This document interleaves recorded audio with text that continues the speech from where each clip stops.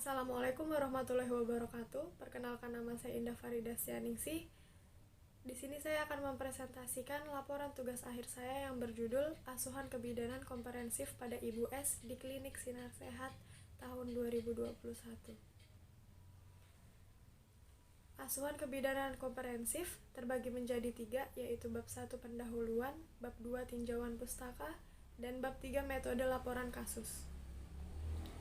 Di bab 1 pendahuluan terdapat latar belakang, rumusan masalah, tujuan umum, tujuan khusus, manfaat teoritis, manfaat praktis, ruang lingkup, dan sistematika penulisan.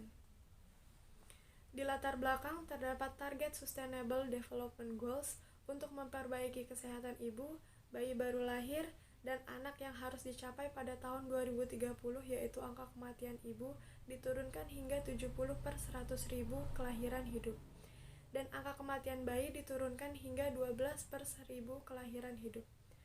AKI dan AKB merupakan salah satu indikator utama derajat kesehatan suatu negara.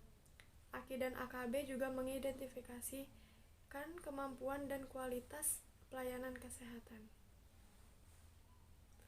AKI yang masih tinggi juga diikuti dengan AKB yang cukup tinggi di Indonesia, yaitu 305/100.000 kelahiran hidup berdasarkan profil Dinas Kesehatan Kota Samarinda 2018. AKI di Samarinda mencapai 15/100.000 kelahiran hidup, sedangkan AKB mencapai 30/1000 kelahiran hidup. Pasien atas nama Ibu S adalah seorang multigravida dengan umur 28 tahun, trimester 3, dengan usia kehamilan 37 minggu. Ibu tidak mempunyai riwayat penyakit menular dan menurun. Ibu tidak pernah keguguran. HPHT Ibu 15 Juni 2020 dan taksiran persalinan 22 Maret 2021. Berdasarkan skor Puji Rohayati, Ibu S mempunyai skor 2 yang termasuk kehamilan resiko rendah. Rumusan masalah yaitu bagaimana gambaran pelaksanaan asuhan kebidanan pada proses kehamilan, persalinan, bayi baru lahir, nifas, neonatus, dan pelayanan kontrasepsi yang diberikan pada Ibu S. Tujuannya adalah memberikan asuhan kebidanan secara komprehensif pada Ibu S dengan menggunakan pola pikir ilmiah melalui pendekatan manajemen kebidanan. Yang keempat, ada manfaat secara teoritis dengan pelaksanaan asuhan kebidanan secara konferensif atau continue of care yang dilakukan sejak masa kehamilan, persalinan, bayi baru lahir, nifas, neonatus, hingga menjadi calon akseptor kontrasepsi. Diharapkan ilmu kebidanan semakin berkembang sesuai dengan pendekatan manajemen kebidanan dan evidence-based dalam praktik kebidanan. Secara praktik, manfaat yang ditujukan bagi penulis, klien, institusi pendidikan, kebidanan, dan lahan praktik. Lalu yang kelima, ada ruang lingkup. Laporan studi kasus ini membahas manajemen kebidanan komprehensif pada Ibu S, mulai dari pengawasan kehamilan, persalinan, perawatan bayi baru lahir, perawatan pada masa nifas, neonatus, hingga pelaksanaan program kontrasepsi. Yang keenam, sistematika penulisan. Garis besar proposal meliputi bagian awal, bagian inti, dan bagian akhir. Lalu bab 2 tinjauan pustaka terbagi menjadi 2, yaitu konsep dasar teori dan konsep dasar manajemen. Konsep dasar teori yang pertama ada kehamilan, yang merupakan suatu proses fisiologi yang hampir selalu terjadi pada setiap wanita. Kehamilan terjadi setelah bertemunya sperma dan ovum, tumbuh dan berkembang di dalam uterus selama 259 hari atau 37 minggu sampai dengan 42 minggu. Lalu yang kedua ada persalinan. Persalinan adalah proses pengeluaran hasil konsepsi, yaitu janin dan uri, yang dapat hidup dalam uterus ke dunia luar. Persalinan mencakup proses fisiologi yang memungkinkan serangkaian perubahan yang besar pada ibu untuk dapat melahirkan janinnya melalui jalan lahir. Lalu yang ketiga, ada bayi baru lahir. Bayi baru lahir normal adalah bayi lahir dalam kehamilan yang aterem yaitu 37 hingga 42 minggu dengan berat lahir 2.500 hingga 4.000 gram. Asuhan bayi baru lahir adalah asuhan pada bayi tersebut selama jam pertama setelah kelahiran.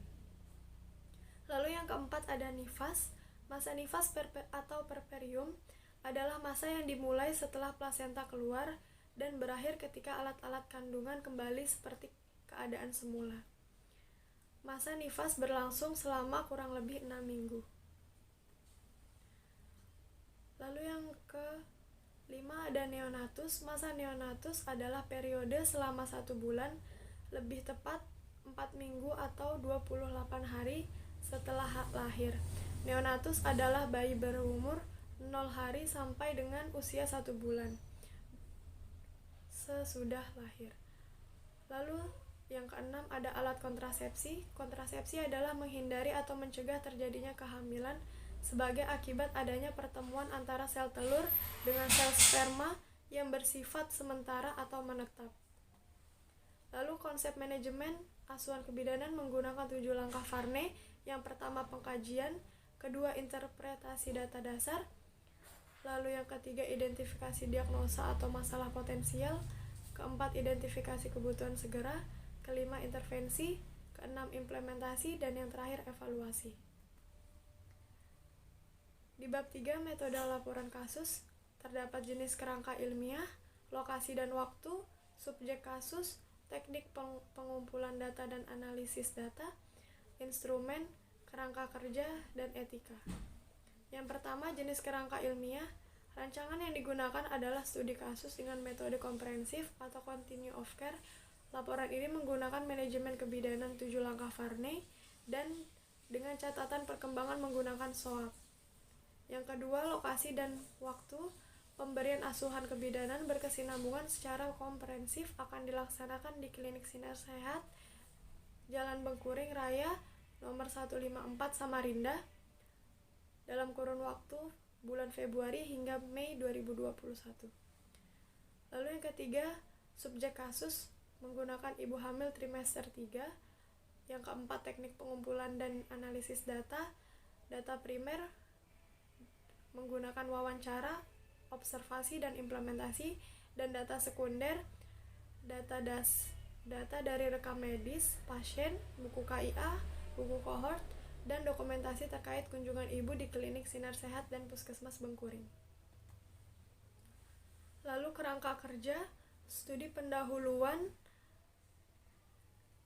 ke Dinas Kota dan Puskesmas Bengkuring, subjek penelitian yaitu Ibu S, lalu dilanjut dengan mengisi lembar persetujuan, kemudian melakukan studi kasus di Klinik Sinar Sehat. Asuhan meliputi asuhan kehamilan, asuhan persalinan, asuhan bayi baru lahir, asuhan nifas, asuhan neonatus, dengan cara pengumpulan data dari observasi, wawancara, pemeriksaan fisik, hingga buku kohort. Dokumentasi menggunakan SOAP, analisis, lalu dilanjut dengan analisis kesenjangan teorik dan praktik, lalu dilanjut dengan alternatif pemecahan. Selanjutnya ada instrumen menggunakan pedoman observasi yaitu lembar observasi, partograf, dan lain-lain. Lalu dengan wawancara menggunakan format pengkajian dan peralatan pemeriksaan fisik. Lalu yang terakhir ada etika yaitu informed consent, hak terhadap privasi dan martabat, hak terhadap anonymity dan confidentiality. Kurang lebihnya mohon maaf. Sekian dan terima kasih. Wassalamualaikum warahmatullahi wabarakatuh.